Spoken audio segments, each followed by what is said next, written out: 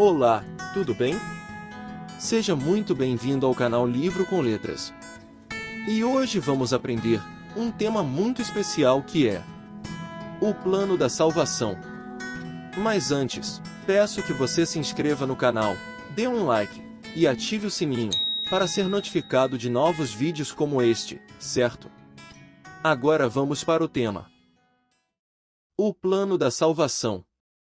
Independentemente de quem tenhamos sido, ou o que tenhamos feito no passado, Deus nos ama com amor eterno, dispondo-se vir ao mundo e passar pela agonia da cruz, a fim de resgatar a humanidade perdida.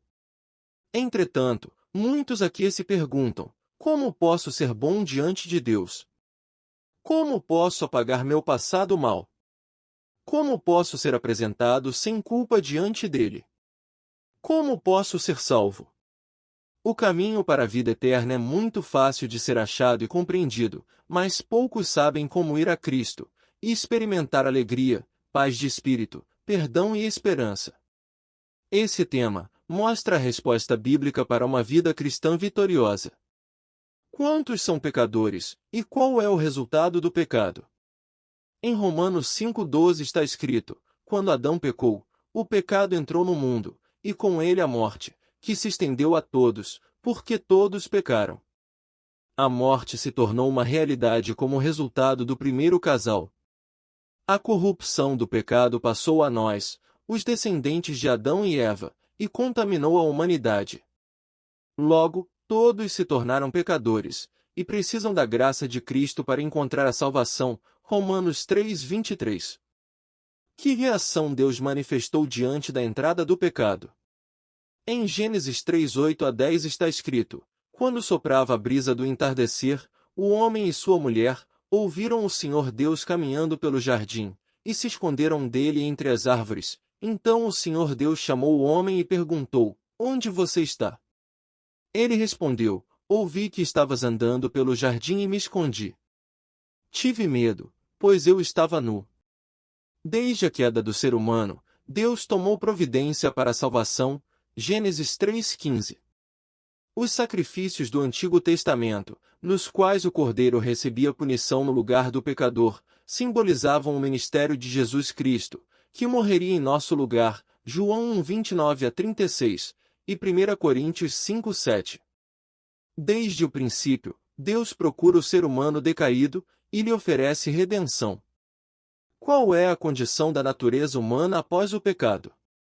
Em Gênesis 6:5 está escrito: o Senhor observou quanto havia aumentado a perversidade dos seres humanos na terra, e viu que todos os seus pensamentos e seus propósitos eram sempre inteiramente maus. Com o pecado, o ser humano perdeu a intimidade com Deus, ficando preso às cadeias de uma vontade corrompida. Jeremias 17:9.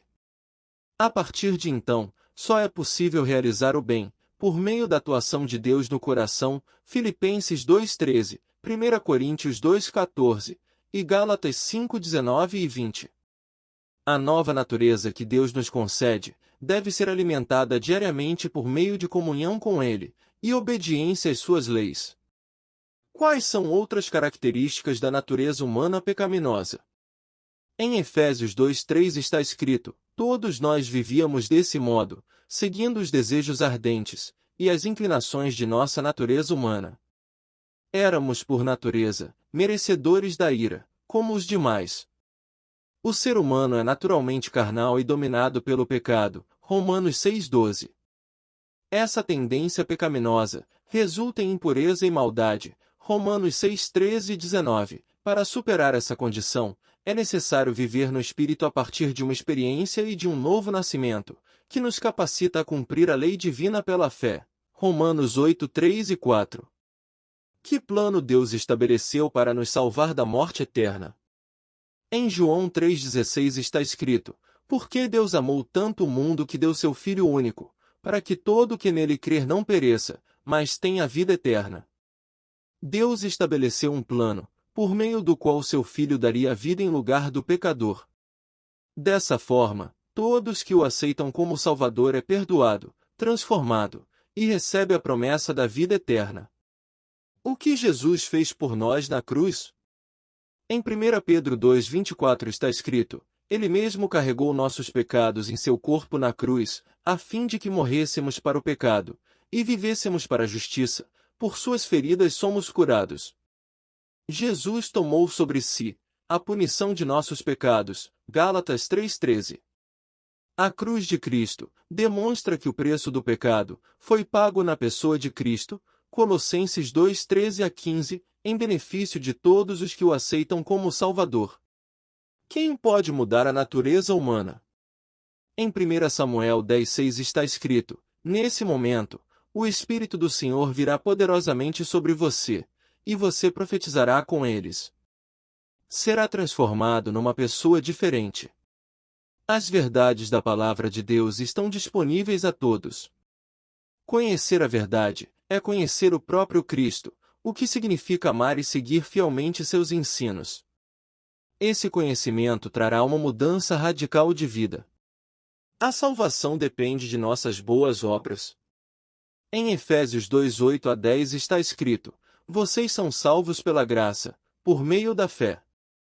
Isso não vem de vocês, é uma dádiva de Deus. Não é uma recompensa pela prática de boas obras, para que ninguém venha a se orgulhar. Pois somos obra-prima de Deus, criados em Cristo Jesus, a fim de realizar as boas obras que Ele de antemão planejou para nós. A salvação é um presente de Deus oferecido a todos, e recebido por meio da fé. Portanto, o sacrifício de Cristo é a base da salvação. O ser humano nada pode fazer para merecer essa dádiva. As boas novas na vida do cristão são o resultado da fé que se apega à graça divina. Eles demonstram que a fé é real, e não apenas um discurso. Tiago 2:18-19. Como pode o homem alcançar a salvação? Em 1 João 5:11-12 está escrito: E este é o testemunho: Deus nos deu vida eterna, e essa vida está em seu Filho. Quem tem o Filho tem a vida, quem não tem o Filho de Deus, não tem a vida. O processo de salvação envolve os seguintes passos. Primeiro, aceitação de Cristo como Salvador, Atos 4:12. Segundo, arrependimento e conversão, Atos 3:19. Terceiro, confissão dos pecados a Cristo, 1 João 1:9. Quarto, obediência aos mandamentos, João 14:15. Quinto, novo nascimento e batismo, João 3:5. E sexto, busca contínua por crescimento espiritual, Mateus 24:13. Por meio das Escrituras, Deus revela seus propósitos e o caminho da salvação, João 5:39. Agora vamos recapitular tudo o que acabamos de aprender nesse tema. Hoje aprendemos que, primeiro, após o homem pecar, Deus foi procurá-lo e lhe deu a certeza de que Jesus morreria em seu lugar. Segundo, Jesus é o Cordeiro de Deus, ele tomou sobre si os nossos pecados. Terceiro, após o pecado, a natureza humana ficou depravada e o coração corrompido. Quarto, o Espírito Santo muda a natureza humana, implanta a lei de Deus no coração. E quinto, a salvação depende da nossa fé em Cristo. Agora eu te faço 3 perguntas. Primeira, você crê no plano idealizado por Deus para a salvação da humanidade? Segunda, você aceita o trabalho do Espírito Santo para transformar a sua natureza humana? E terceira, quer entregar seu coração a Jesus, aceitando como seu Salvador? Que Deus abençoe você e sua família. E até o próximo tema. Tchau!